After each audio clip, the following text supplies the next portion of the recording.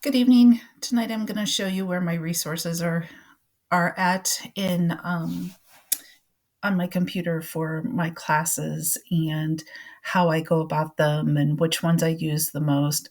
I don't have a lot. I haven't had a lot of time to actually just sit down and look through different things and try to figure things out. We have 42 more days of school, just trying to get through those with two different types of standardized testing. So, and then all the field trips that are added onto it. So, this is what I have for mine. Um, this is on my Clever page or in my Clever um, page, I guess, under my resources. And as you can tell, these are the ones that I use the most. This one, Infinite Campus, uh, I do my daily attendance. I can find out a student's schedule, if it has changed, where they might be, if I need to find them.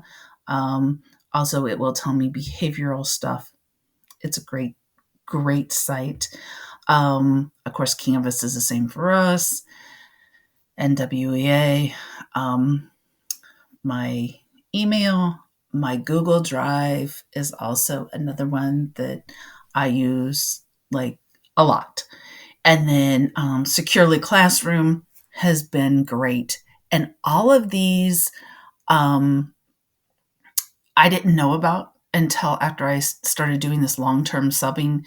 And the Securely Classroom I like the best because it tells me what websites those kids are on. I mean, they might think that because their computer is turned away from me, can't see what they're doing, but I can. Um, Actually, I have one student who thinks I have control over his computer constantly, and even in other classes, because he'll say, Miss Palmer, did you cut me off YouTube? I'm like, you're not supposed to be on YouTube. So, yeah. So he doesn't know. I didn't know he was on YouTube. I was doing something else. But anyway, so these are all great resources. Also, we have an ePass. And then these are the other ones that I use frequently: the Edpuzzle, the Blookit, the IXL, Prodigy, and ReadWorks. So then we can come down here and go down to our district, what they provide, what our core apps, what they're paying for. Also, if they don't pay for something, we can actually ask them at some point, either because I work for Special School District of St. Louis County as a long-term sub, and we are in the Afton district, I actually have two school districts that help provide different applications, which is very nice. So then I have district resources. I don't use this one a lot. I really have not gone down to this one. Training resources. Um, yes, I did use some of these when I first started, like my Canvas and my Infinite Campus, because I needed to know how to do stuff on those, and then more apps. I can, and I I will ask teachers what they're using and what might be best for some of my students.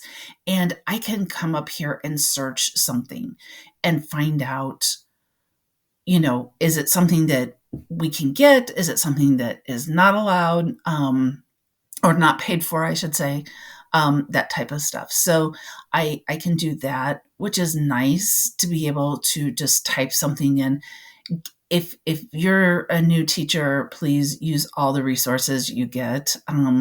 If you have teachers saying, hey, you might want to look into this, definitely look into it because it can be helpful. That was something that at first I was like, I don't know if I want to get, but this class definitely has taught me that, hey, you need to ask for your resources, especially when it comes to computer stuff. I am not computer savvy. My next one that I keep all my goodies in is Google Drive.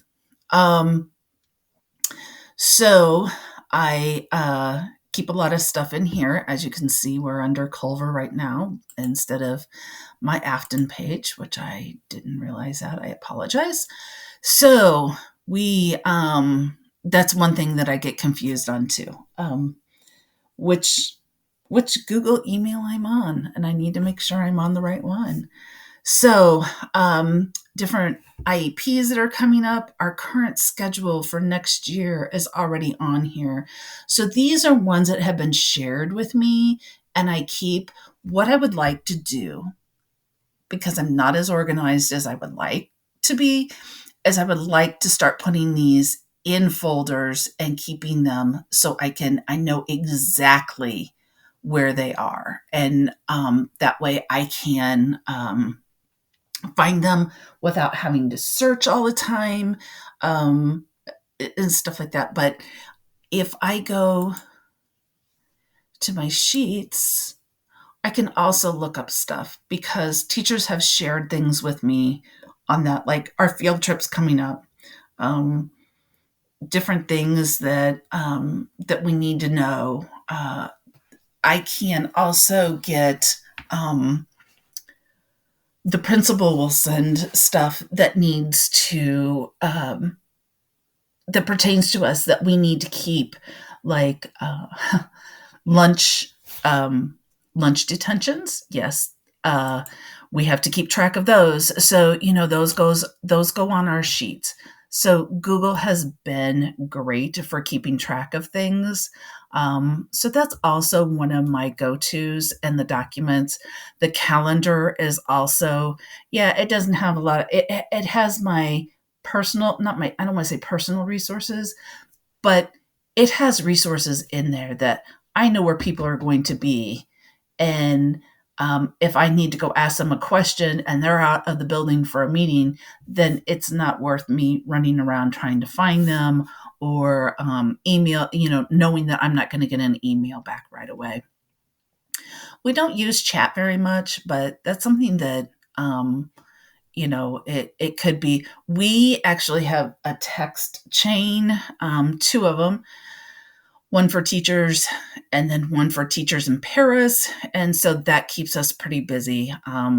Just because I'm not always, I have my phone on me, I'm not always available for the computer. So that does help. And then I was just scrolling down to see what else we used. But those are just some of the things that I keep. I also keep things in my files. I'd like to get those organized so that I know, oh, here's my SIPS information. Let me just pull this file. It will be here. And then I'll have it. Just different things like that. So I hope this was helpful. If anybody has suggestions on how to organize better, please let me know. I'm a very organized person as is. So, but I would definitely like to get things in my folders organized and just so I know my resources. And other resources are just my co-teachers. I mean, if there's a website that they can give me, believe me, I'm going to look into it and I'm going to see if it's something that I can use. So thank you very much.